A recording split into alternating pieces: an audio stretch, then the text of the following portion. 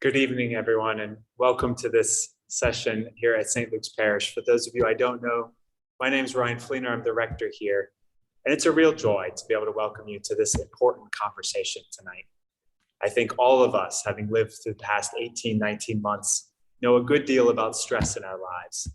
And our hope is that by the end of this night, we might also know a good deal more about how spiritual practice can help us mitigate and live with the stress that is part of being human. It's a real joy to be able to welcome you to this evening and to welcome our guests. And a thank you to our Caring Connections Committee here at St. Luke's for putting this evening on. And so it's a delight to introduce Joan Canlian, who is one of the co-chairs of our Caring Connections Committee. Joan. Thank you. Tonight is the first in a series of conversations brought to you by Caring Connections. Caring Connections is the collection of lay ministries that focus on expanding God's kingdom here on earth by caring for one another in spiritual and practical ways. These ministries range from flower delivery to knitting, engaged workshops, prayer and healing ministries, and spiritual retreats. All of these ministries and many others are all parishioner-led. We hope that they offer you an invitation to connect with your St. Luke's family. John Wall and I co-chair Caring Connections and often refer to it as InReach, what we do for each other here at St. Luke's. We're looking at upcoming programs on meditation and mindfulness, relationship renewal, and a series of conversations for parents and caring adults on current topics. Please visit the St. Luke's website to learn more about these or to reach out to us. We're delighted to have so many of you with us this evening. Our speakers will have a fireside chat for about 30 minutes, followed by a group exercise and Q&A. Please enter your questions into the chat as we go through the program, and we'll address your questions at the end of the program. This meeting is being recorded, but we'll turn off the recording during the Q&A portion. Please mute your microphones. I'd like now to introduce our speakers this evening. Daisy, or Alexandra Crosswell as she goes by professionally, is an assistant professor in the Department of Psychiatry and Behavioral Sciences at the University of California, San Francisco. Her research is funded by the National Institutes of Health, with her work focused on uncovering the relationship between stress and disease. After over 15 years of research in this area, she argues something very powerful, that the most evidence-based way to combat the negative effect of chronic stress is through spiritual practice. She's a St. Luke's parishioner and mom to 3 young boys, 2 of whom are at the St. Luke's preschool. Andrea McDonough is a certified professional life coach whose niche is working with young adults and adults who feel burdened by a particular struggle. Specifically, people who feel stuck in a job, a place, or a relationship, who need help making a meaningful change, and people seeking to learn ways to live with a personal struggle, including parenting, caregiving, illness, and grief. Her clients come from all over the country as well as locally. Andrea is highly skilled in and integrates mindfulness, shame resilience, self-compassion, and positive psychology into her coaching practice. She's fiercely committed to helping clients connect with what truly matters to them so that they can live with more ease, comfort, and unconditional love, especially in these times of stress.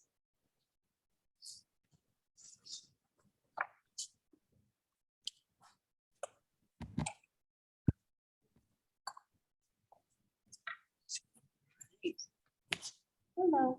Okay. Thank you so much, Brian, Joan, and those behind the scenes, John and Maggie. So appreciate it. It's been a while. We started this in the fall. There are 4 of us, actually. Heather Dickinson, and Pam Payne. We all sort of put our heads together. And when you start talking about stress, I think you need to understand that and how having a spiritual practice can have a positive impact on the effects of stress. That's great. Yeah. So, hey, Hi, here we thanks are. for having me. We made it. Hi, So, everybody out there. yeah. Hello. So tell me what sort of got you interested in this topic. Yes, that's a good place to start. Yeah. Way back when. I actually have had an interest in kind of the mind-body connection for a very long time.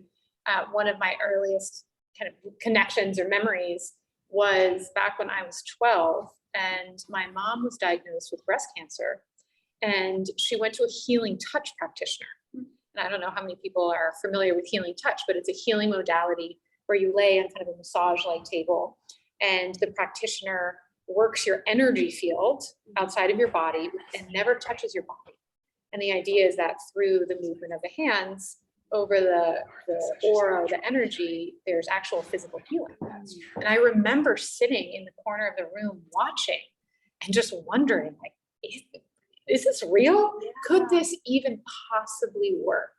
And that question of the mind-body connection and really the mind-body-spirit connection has stuck with me ever since. And now I've been in this field for a long time and have taken really a scientific lens to this, trying to understand scientifically, how is it even possible that things that we cannot see can actually influence us all the way down to our cells? Wow.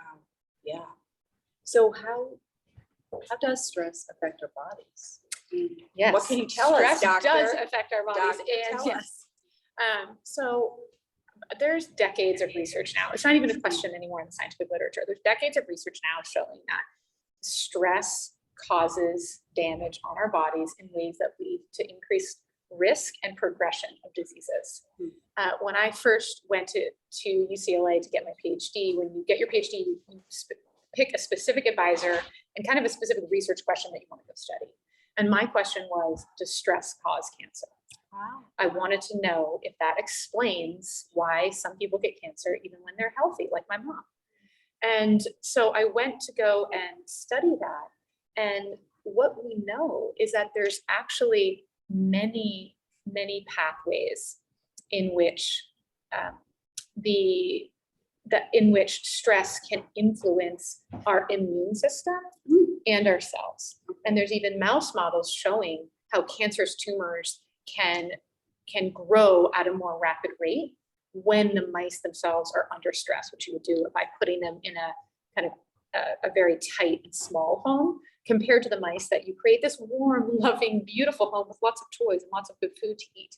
And that the cancer that you can inject into them actually grows at a slower rate in these kind of well-loved and well-cared for mice. So both in human and mouse models, you can see that there's mechanistic ways in which stress leads to disease. Right. So the nervous system is absolutely involved. Yeah, so there's kind of three systems Yeah. involved, I would say, and I'll tell you about the three different categories. The first is what maybe some of you have heard of before, which is the stress hormone, cortisol. And cortisol is part of the HPA axis. And the HPA axis is responsible for a lot of the activity that our body does just in daily life. Like, for example, cortisol goes up when you first wake up in the morning. It's the hormone that helps you kind of get out of bed and get that I thought it was energy. coffee. I know, for me, it's definitely coffee, definitely. And so we also know that the pattern that people express during the day and also when they're under an acute stressor, it goes up with cortisol, and people who are under a lot of chronic stress have altered patterns. That work was really done in like the 80s. And so we've moved on as a field from studying cortisol. People still study it, but it's not as hot, I wouldn't say. The second category is the immune system. This also, there's decades of work showing that stress can have profound effects on the immune system. Some of the most interesting and clear work is around wound healing. So you can do studies where you actually cause a wound on somebody, like you cut them. And the people who are under stress, chronic stress for whatever reason, whether they're caregiving or they're impoverished, they're poor, all different reasons that they might be under stress, their wounds actually heal slower than people who are not under stress. So it's a very visible way to see that your immune system is not working as well as it can when you're under chronic stress. And that's probably because when you're under chronic stress, your immune system is always activated. And so it burns itself out. And that's because evolutionarily, our stressors were physical stressors. They were things like you're about to be attacked by a warring tribe or an animal on the savannah. Life or death. It was totally life or death. And so what that meant is that your body learned to respond to these stressors by mounting a really intense physiological response. Yeah, it's like, get everything revving. We gotta go, we gotta escape. Yeah. Or if we're about to be attacked, we better get all of our blood to our muscles so that we're as strong as we possibly can be, and get all of our immune soldiers, our little immune messengers out into our bloodstream in case we get scratched or bit. We want everything ready to heal that wound and to get rid of any infection that's going to come. Well, in this day and age, our stressors aren't physical. They're mental. Right. But our immune system is still acting like it did, like it was trained to do from a long time ago. And so it's still getting all these immune soldiers out into our bloodstream. But what ends up happening is that the immune system response is not needed, and it ends up causing more damage than help. And that's especially true when we think of chronic inflammation, which is something that I think is really popular in terms of in kind of the health media right now. People talk a lot about chronic inflammation, how to eat a low inflammatory diet and exercise to decrease inflammation. And what's driving this increase in inflammation, which is just these immune messengers in your blood, is the increase in modern stress. Because we're walking around in daily life in high alert states. We're always on our phones, we're driving all the time, we're overpacking our schedules. The uncertainty of COVID. Okay, these are all things that stress us out and that our immune system thinks it needs to be ready to handle. Yeah. But it's the wrong approach. Wrong approach. Wrong approach. And then the third category is the autonomic nervous system. The autonomic nervous system is a system that we should all be really familiar with, because it is what we feel when we put our hand on our heart, our heartbeat. It's when our palms are sweaty. It's everything that has to do with our experience of being in our body. There are two branches of the autonomic nervous system that many of you will have heard of. The first is the sympathetic nervous system, which is the fight or flight response. It's what happens when you're sitting in a car and you're stuck in traffic and you're so mad because you're going to be late to your appointment. That never happens. I know, it doesn't happen to some of us. Who are It you happens to talking all of us. about? Me all the time. And when you feel your heart start to race and your palms start to get sweaty, that is your sympathetic nervous system revving up to handle that threat that doesn't exist, but that stressor that's there. On the other hand, you have the parasympathetic nervous system, which is the rest and digest system. It's what's activated when you take long, deep inhales and exhales. And so it's kind of, we have this balance between the two. We're operating most of our days in this kind of sympathetically revved up state. And the parasympathetic nervous system is a way that we can kind of balance that out, because that system is there to really dampen down that sympathetic response. Right. Yeah, you use the word balanced. It does not sound balanced for us now. That's right. Yeah.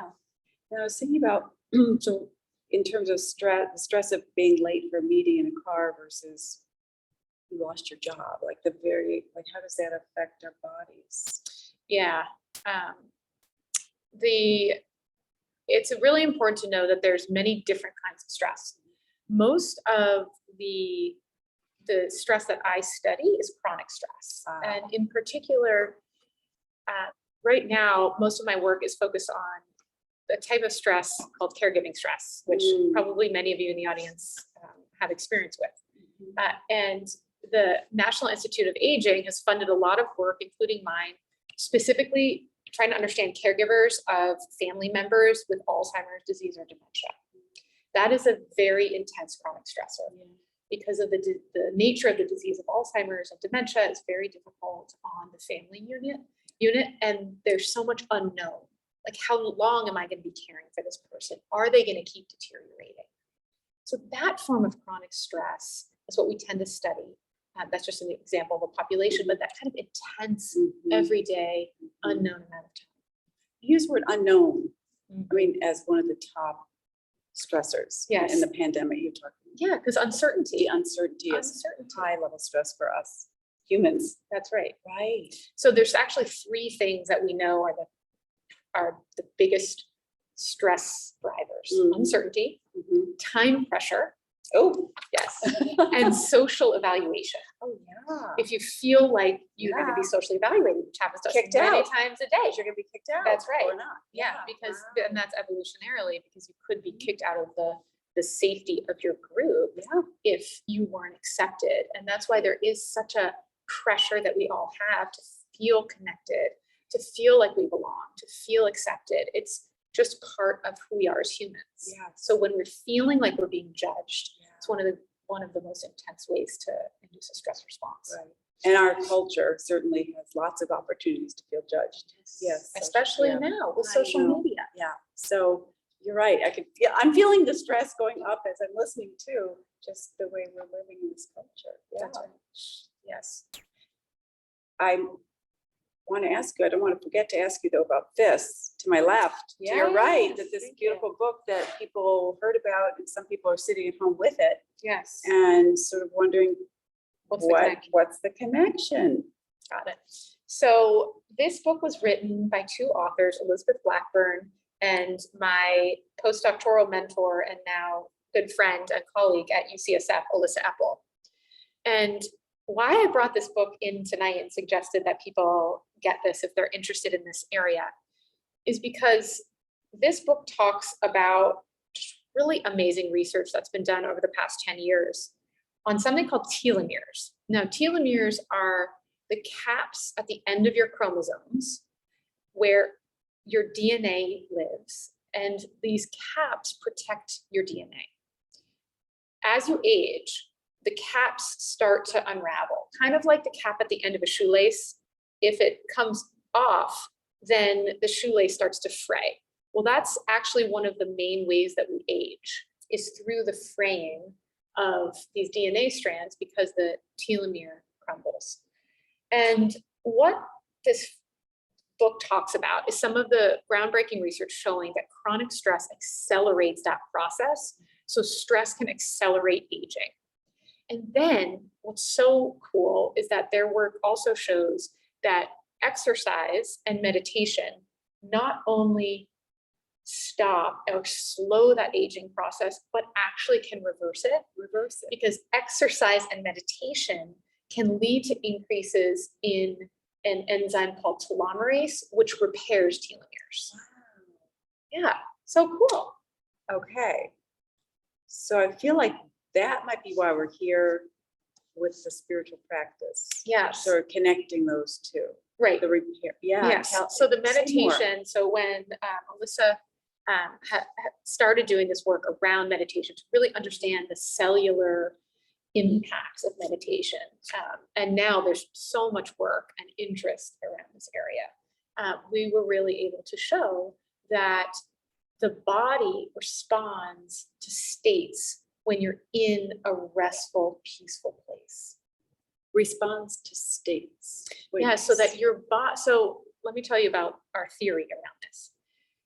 It's a paper that is under review right now. So we haven't published this yet, but Alyssa and I wrote it together with a couple other colleagues. But we think that what's happening, what explains some of these phenomena around meditation and other spiritual practices and cellular healing is that when you're meditating, let's just use meditation broadly, but I actually think it happens with all spiritual practice.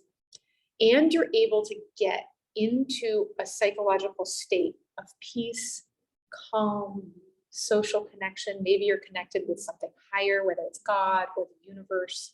You feel safe and loved. That is how you activate first the parasympathetic nervous system. Back to that, which is the one that calm, the rest and digest. Right. But it also turns down that sympathetic.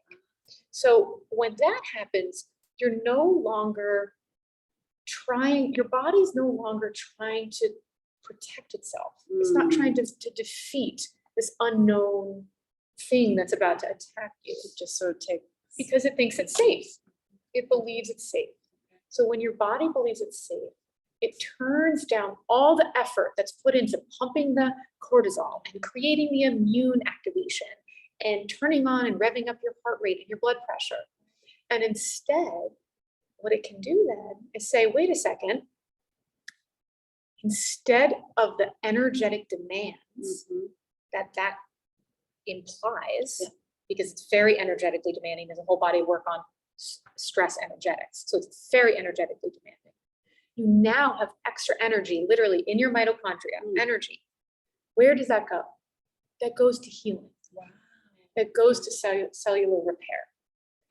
And so the argument that we make in this new theory we wrote is that it doesn't matter how you get to this state that we call deep rest.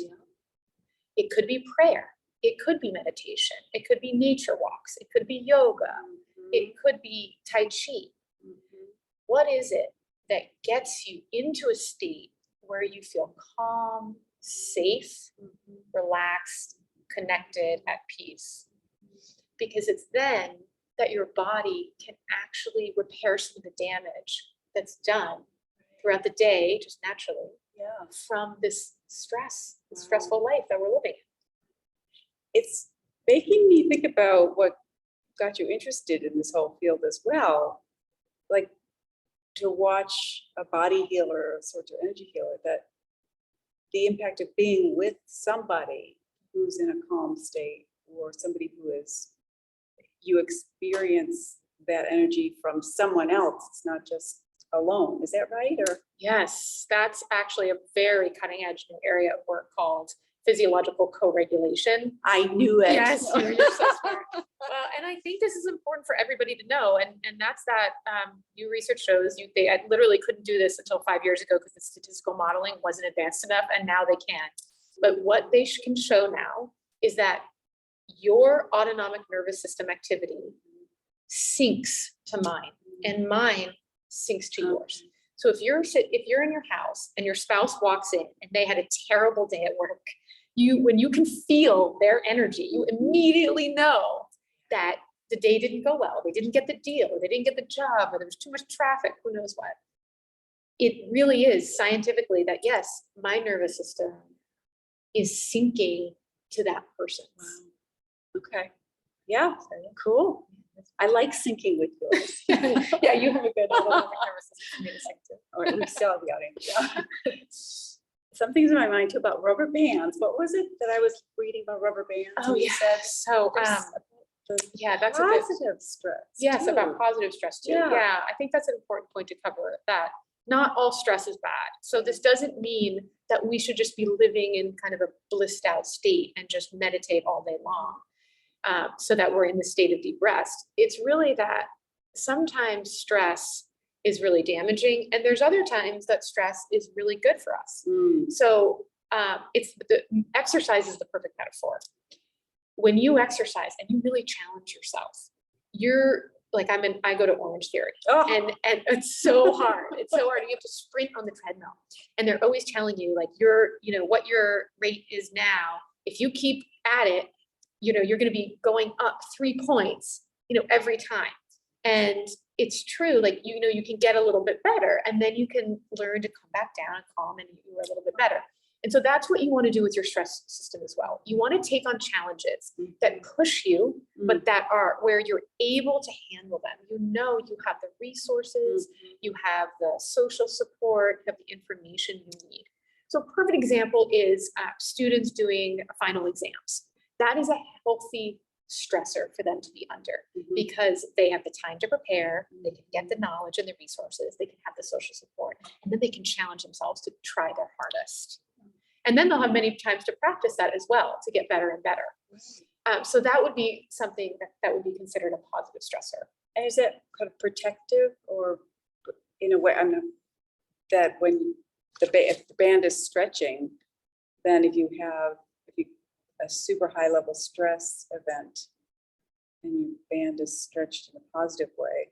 Yes. So basically the rubber band, there's a scientific term for that concept of the rubber band, which is homeostatic capacity. It's this idea that how much can your body handle going to its extremes. So if anybody's been following kind of the new interest in cold water plunges, and if you're like a polar bear swimmer where you go into the cold water, that's a perfect example of where you're trying to teach your body that it can handle something extreme, and it's okay. It will come back to safety. So that then the next time you are handling something unpleasant that maybe you weren't expecting, like a bad review at work, your system is used to handling uncomfortable things. So you have had practice of dealing with something that's really uncomfortable, and your body remembers unconsciously and consciously how to come back to its baseline state. Wow. It's fascinating that and this field is growing exponentially. Just trying to also bring it back to spiritual practices. That it feels like that's a way to regulate. It's not, the positive stress event where you're challenging yourself. Right. But this having a spiritual practice, as you said, whether it's listening to the choir, singing, hearing the bells chime, sitting with somebody else in prayer, so many ways to be in spiritual practice. What that's doing is lowering the sympathetic nervous system that makes you sort of like there's danger, and raises a parasympathetic. Yeah. So you get in that calm. That's right. And I like that you gave all those examples that exist in the church. And I think going to church is really offers a beautiful way to find what works for you. And what's amazing about the body is that it works really quickly. So the parasympathetic nervous system actually works in milliseconds. Wow. And so it could even be that it's what you just said, was like listening to the choir at church. And it's just that one song where you're really able to be present and to listen and to feel connected. And in that moment, you're giving your body a rest. It's able to heal. It's able to relax. And when you can do that, it's ready then to go out and handle the world again. But if you're always in that turned up state, activated all the time, and then you get to bed and you're depleted and exhausted, you never are giving your body enough time, especially throughout the day, to really heal itself. I'm thinking of the scenario of racing to get to church on time with your family, and you walk in that state. Right. And I know I've experienced that, and then throughout the service, by the time I leave, I do feel calmer. Yeah. But I never connected it with what you're just saying too. That it could just be one or two things. Yeah. It doesn't have to be that you're in this, peaceful, meditative state the entire church service. It's okay if you're not, if you have a hard time focusing, or if your mind's kind of racing around what, your to-do list. But it's the idea is that you keep bringing it back to trying to find ways that work for you to tap into that inner place, whether it's your connection with God and the Holy Spirit, or it's a place of calm, just in itself, or connection with others. Yeah.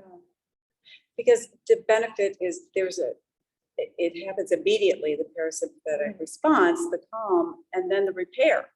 It's like you're not feeling the repair happening. Right. The research shows it is happening. Yeah. Yeah. So think about it. You need to meditate 20 minutes a day, or all these you need to. Right. And what you're really saying is the research supports that it's these mini moments, micro moments, where that you can include in your day. Yes. That, I think we all know we should be meditating for 20 minutes a day, or, that's somehow what we're told. Right. But it's really about how can you throughout your day find places where you can check into that inner knowing, or inner voice, or state of calm. Right. And it could be even as simple as when you hold your mug of tea in the afternoon, you use your favorite mug, and you take that moment to savor the warmth of the feeling of the mug on your hands. I would call that a spiritual practice, a connecting in with yourself, with the divine, if you want to refer to it as God, or in any way that works for you, to take that moment to be present and still. And if you had that throughout your day, there's a book that was just recommended to me today called 7 Sacred Pauses. And I haven't read it yet, but I love just the title. I love 7 Sacred Pauses. Beautiful. So what if throughout your day, instead of saying, I should be meditating for 10 minutes or 20 minutes a day, you said, no, you have built ritual around 7 pauses. it's the mug of tea, maybe it's a hug with your child, these brief rituals that communicate unconsciously to your body that you're safe, you're calm, you're loved. Well, you're bringing in the different senses. To me, it sounds like sensory. You know, the touch, seeing, hearing, and the connecting. And I know you have 3 children, so a little, mine are bigger, but just how can you integrate this learning into their lives? Or are they too young? Or like, Yeah. what? Yes. What do you sensory. recommend? I'm so glad you kind of tied in the sensory with the family, because I think one of the most profound scientific facts that I've learned, probably maybe forever, is that for that nervous system, or the parasympathetic nervous system I was telling you about, and I was saying that there's one nerve. Did I say this part? I can't remember. No. There's one nerve called the vagus nerve that makes up the parasympathetic nervous system, and it innervates every organ in the body. And the vagus nerve is incredible because what I learned is that 80% of the nerve fibers process information from the body up to the brain, and only 20% go from the brain to the body. So what that means is that our parasympathetic nervous system, remember that's the rest and digest one, is getting most of its information of, can I relax? Is it okay to relax right now? Am I safe? They're getting it, that the nerve is getting it from the environment that you're in, not from your head telling you, you're calm, you're safe. You know, it's okay, calm down, Daisy, just relax. Right. That doesn't work. Just relax. Just relax. Yeah. I can tell myself that. It doesn't work. Because 80% of the nerve fibers are trying to understand from the environment, from my body, can I relax? And so when we think about our homes as being safe havens for our children, we need to think about the environment that we're setting up in terms of the sensory cues. You know, do we always have the TV and the radio blaring and giving all this information, or are there candles lit? Are there good smells? Are there comfy places that they can curl up and feel safe? Is there a fire going? Are there hugs given out freely? How can we create really sensory rich environments that work for for kids, because every kid's different in terms of what they like, but how can we signal to them unconsciously that they're safe, they're loved, and they're connected to us as a family? Great question. And sounds like a very loving challenge too. Not pressure, but just feels win-win in so many ways. And I'm thinking too about just even the language of allowing our bodies to give us information versus there's so much focus on being able to think things through, or come on, you can figure it out. And sort of like we're walking around cut off, and what our bodies are able to tell us is huge. Yes, yeah, absolutely. It's obviously not a skill that we're taught. Like, how do you listen to your body? Right. But I know in your coaching practice that you've talked about those are exercises that you'll do. What is the wisdom of the body, right? What's the wisdom of the body? How naming an emotion, and how do you know that feeling and going into your body to sort of get connected to it, to know it. So absolutely. Yeah. Yeah. I wonder if this is a good time to do the exercise. Sounds great. What do you think? Okay. Yes, perfect. All right. So we had promised an exercise, and what the exercise is related to sort of getting yourself a little bit stirred up emotionally, sort of low level stress, and then doing a practice to activate the parasympathetic nervous system. And there are many, many, many ways, but it'll be something you could do sitting here and just being present with us, and then just noticing the change. So please stay on mute, which is really important. And what I want you to do is just notice as I'm going through it, what's happening, and you can jot things down or put comments in the chat room if you want. So what I'm going to start is, it'll take a little over a minute. That's it. So if you can sort of put your feet on the ground and just sit up straight and just sort of be present with my voice. And I'm going to put you in that scene that we've been talking about tonight, which is you are in your car. And there's a very important meeting that you need to be in attendance. And the people are there waiting for you. And there's a huge amount of traffic in front of you. And you know you're going to be late. And you are feeling stressed. You are feeling that panic that comes with, let someone down, I'm late, and the whole dialogue. So if you're able to get yourself in that stress state, ask yourself, what is that emotion I'm feeling? What's the top emotion? To name it. And then can you find it in your body? What part of your body is activated when you feel this emotion?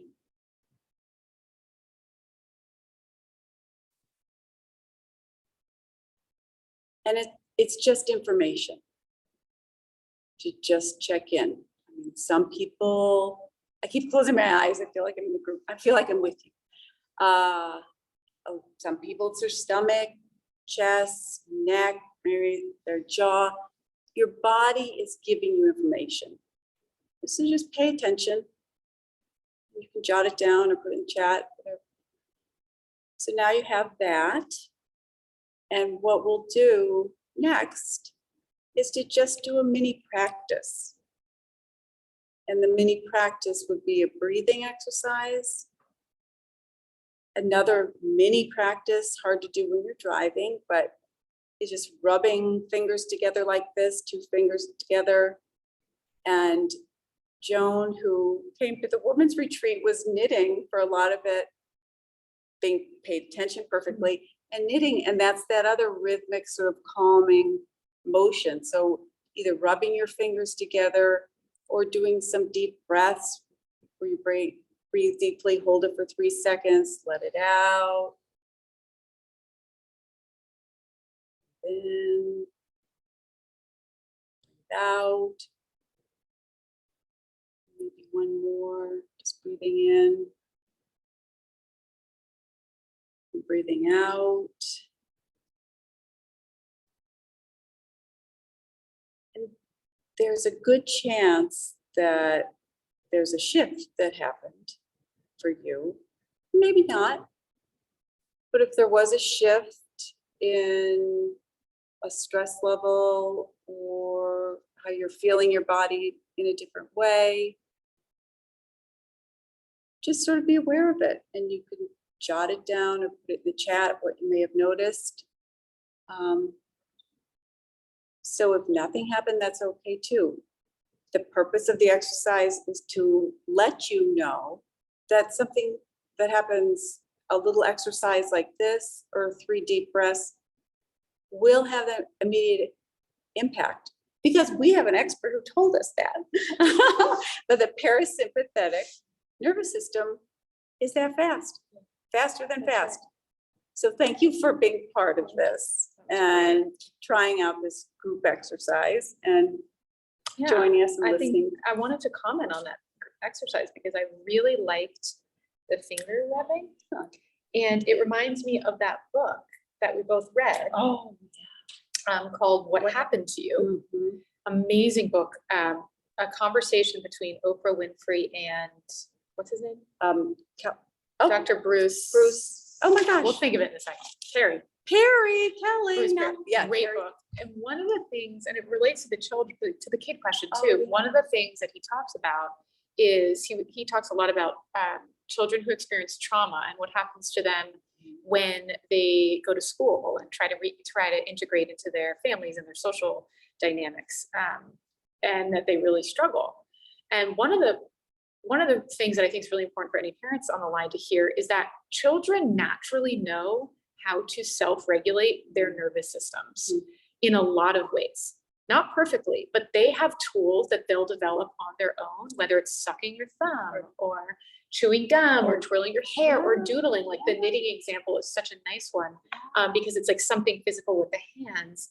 And yet in school systems today, and even in many of our homes, we're trying to cut off a lot of those behaviors. We don't see them as nervous system regulators. We see them as annoying habits. Like, my kids are obsessed with gum and like, they always want to be chewing gum. And then reading that book, I'm like, oh, okay, I get it. It's like it's a stress reliever for them. It makes sense that some of these, he talks about the importance of rhythm. So like the way in which you're doing some of these things are soothing because they have a rhythm to them. So chewing is a rhythm that helps ease your nervous system. Well, look at me, I'm going like this. Yeah. You're like this whole, tapping. yeah. And so I think it's Rocking a important. baby when they're Yeah, just like they have the naturally. swaying, the rocking. There's so many ways in which maybe we need to rethink how are we helping kids learn and develop the skills needed to manage the stress of our modern life. Lovely. You're welcome. Thank you. All right, so if there are questions. Yes, we're ready. No, we're She has both answers. ready. We're both ready. To answer the question. Encourage everybody to type questions in, or you can encourage them to type questions in. Sorry, my microphone's So off. if you have questions, please type them into the chat, and we have Joan behind the scenes who's going to read them to us, and then we'll repeat the questions, and then one of us will answer. What does the research show about the duration and frequency of reaching that deep rest in order to have a sustained significant impact? Yes, good question. We need some funding for our research to study this. Yeah, there's no answer to that right now, and I would love to know that question. And I think that's why I talk about the immediacy of the parasympathetic nervous system, because my hypothesis is that it is about finding these micro moments throughout the day, which is why I love that idea of the 7 sacred pauses, because all of those will add up over time. The number one way to achieve deep rest is going to be sleep. So sleep is foundational to our body's ability to heal. It's in our day and age, so many of us have disrupted sleep for a wide variety of reasons. And so what you're trying to do is how can you develop more of these rituals throughout the day so that you're allowing your body to rest. But the exact amount of time we need, I don't know. You can repeat the question. What are spiritual practices that are helpful, perhaps with dementia or Alzheimer's patients? Are there? Okay, good question. Are there any particular practices that are important for Alzheimer's or dementia patients to help them? Or are spiritual practices also helpful for dementia and Alzheimer's patients? Not the caregivers. In terms of Yeah. the sort of mental state. So has there been any research in that area to show that spiritual practices are helpful to Alzheimer's patients? Oh, I don't know. That's a great. Are there? Didn't I say it? Oh, I didn't say it yet. Are spiritual practices helpful for dementia and Alzheimer's patients, like people who have Alzheimer's or dementia? And I don't know what the answer to that is. Most of my work has focused on kind of the other side, the person caregiving. But I imagine that a lot of the same processes would be at work, where you're giving your body a chance to rest and recover. So for anybody, I imagine that it would be important to help them heal, or at least ease some of the anxiety and depression that I know can be very common in that population. One of the things I didn't talk about tonight is the impact of these practices on mental health. So anxiety, depression, negative emotion, anger, frustration, shame.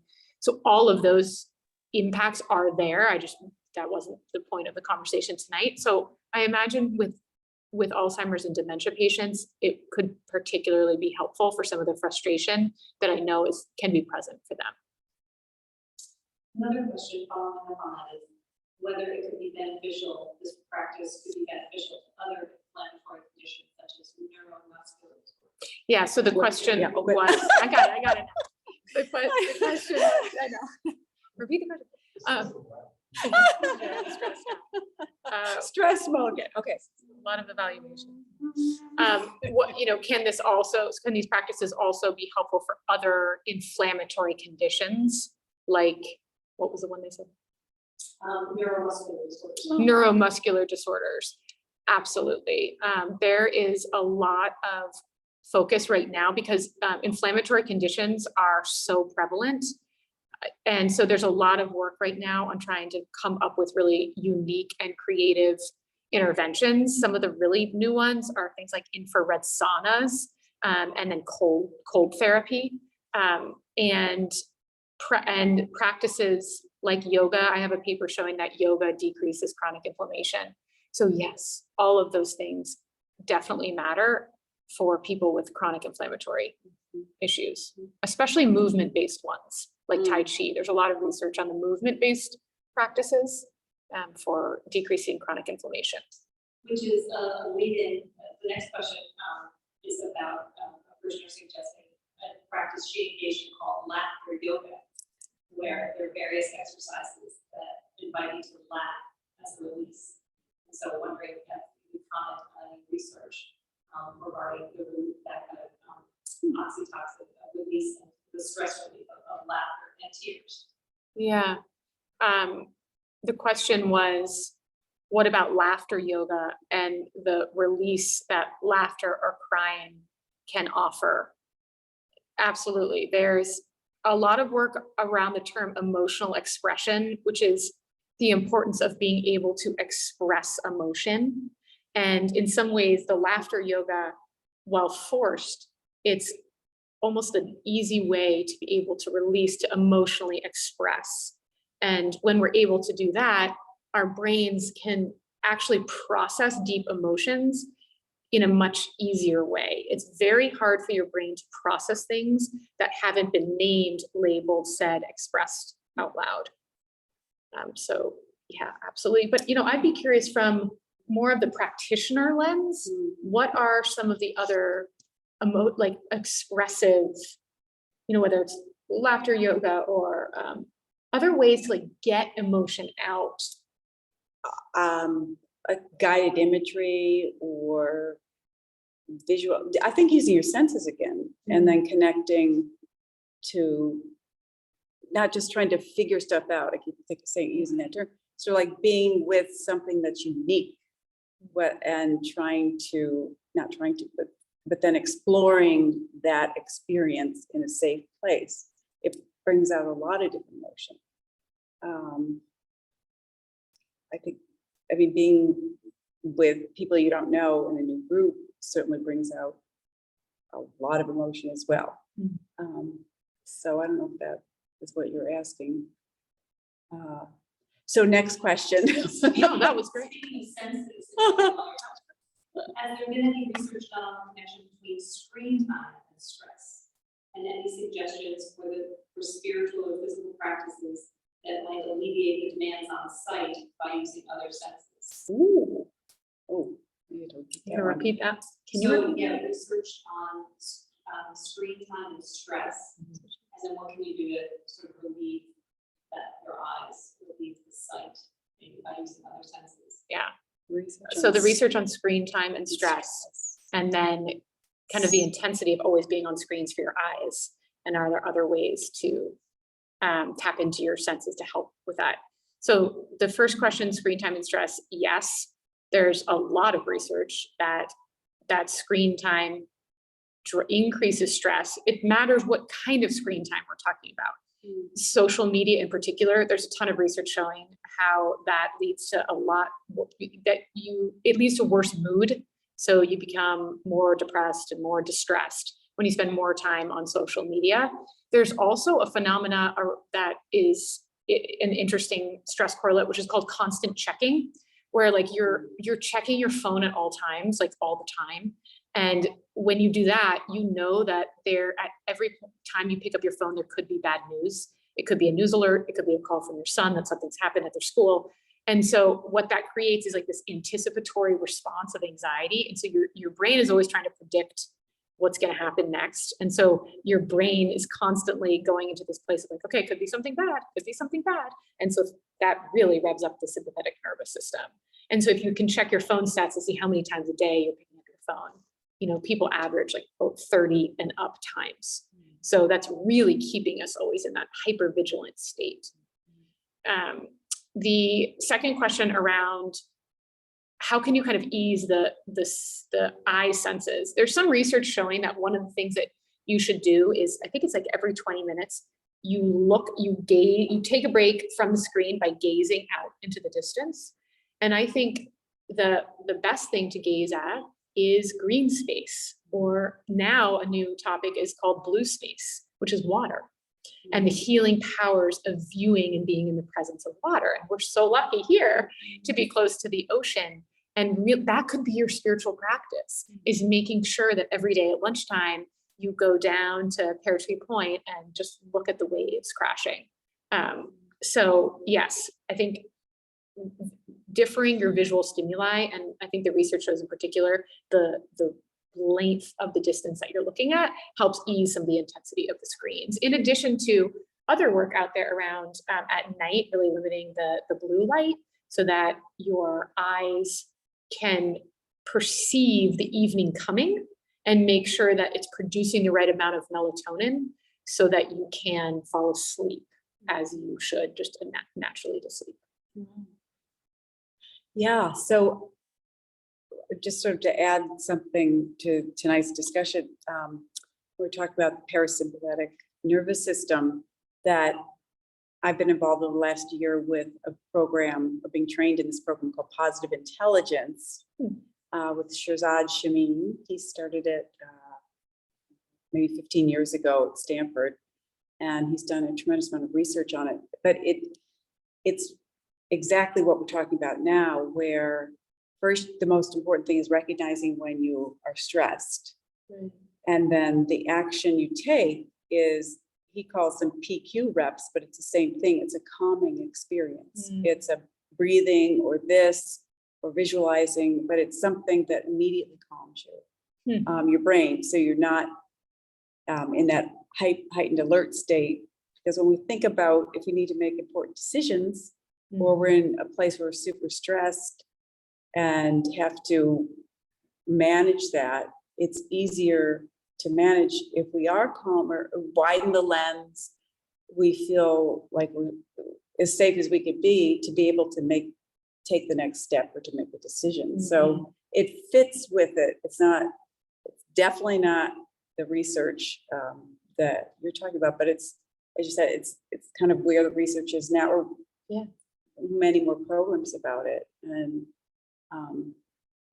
the spiritual practice is, I think we've talked about it in so many different ways. It really is personal, but it could happen nonstop. It could happen all day long. Absolutely. Speaking to God, not being alone, being connected, feeling loved. It's like, it's not a war, but it's trying to make it more balanced, make our nervous systems more balanced. And it just seems so accessible. I really like your point about, you don't have to take a meditation class, do it 20 minutes a day. You have all these mini micro moments that we have available to us. So. Right, can add up. Yeah, so thank you for all your Yes, sharing. It's thank just you. brilliant, Yeah. brilliant. I really appreciate it. Thank you all for I'm listening sure in and others tuning too. in. Yeah, so shall we change? Let's Switch one more rotate. time. One last switch. Thank you guys so much. That was thank you. really wonderful. Thank you. So much to Pleasure. think about. Thank you. Thank you all for being with us today. Yeah, Over to Ryan. It really is. It is a joy to have Daisy and Andrea's wisdom. This has been a fantastic conversation. Thank you to everyone for your chats and the questions that you brought into the room. It's been a rich hour together. As I was listening to it, I thought of all the ways in which even here on campus, there are places where we can tap into these places of rest and renewal, whether it's walking the labyrinth over by the preschool or joining us in morning prayer or the Wednesday meditation group in the evening. There are ways we can do this together and support each other. And that's a real gift of being in community. So thank you for sharing that gift of community with us this night. And I'll leave you with one of our favorite blessings from our prayer book, which is from one of St. Paul's letters. May the peace of God, which passes all understanding, keep your hearts and your minds in the knowledge and love of God, and of God's Son, Jesus Christ our Lord. And may the blessing of God, Father, Son, and Holy Spirit be with you this night and always. Amen. Good night, everyone. Thank Take you. care.